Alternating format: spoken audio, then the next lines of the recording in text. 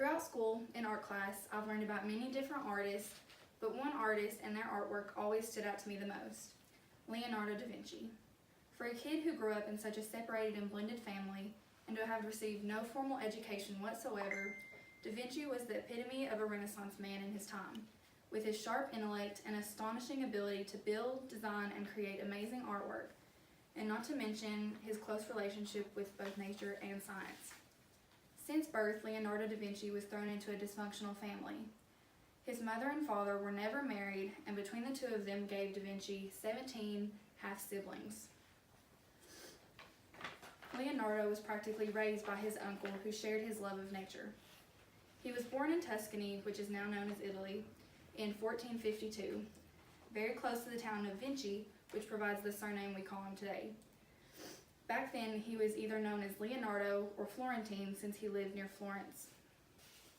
Like I said before, Da Vinci had a busy childhood with all of his siblings, but his father really appreciated his love of art and talent. So he apprenticed him to the noted sculptor and painter Andrea del Verrocchio of Florence. Though offered other positions, Da Vinci stayed with him until he was around 26 and then left to become an independent master of his own. In 1482, he was commissioned for his very first job, the Adoration of Magi, which he never finished because then he left for Milan to work for the ruling Sforza clan.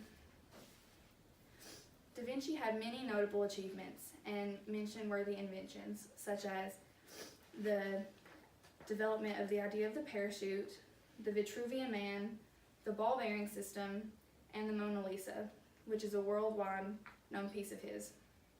Which brings us to one of his most well-known pieces of art, The Last Supper, which is the main topic of this speech today. As you can see, I've given you each a copy of The Last Supper to reference during the speech, and to follow along to some of the main points. In 1492, Da Vinci began working on The Last Supper on the wall of the Santa Maria del Grazie in Milan, Italy. Some claim that this piece as a failed experiment because of the pigments that he used on the drywall that have not lasted well throughout the years. Over the years, a lot of destruction has interrupted the Last Supper painting. Vandalization, bombs, crumbling, and much more have played parts in the ruining of the painting. Little of what we look at today is the actual original painting. It's been restored an uncountable amount of times throughout the years since it was painted. Even a door was cut out of Jesus' feet, if you'll look at the painting, and that was part of the main destruction.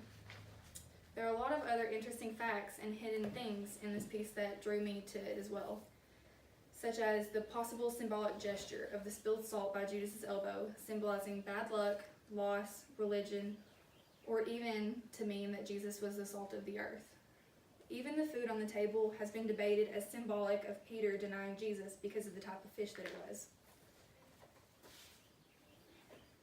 The perspective of the painting is interesting because it looks as though we are in the room with them. And of course, Jesus is in the center of the artwork, meaning that he is the leader. But one of the coolest things that I think about the painting is that Jesus is the only person that isn't overlapped by other people.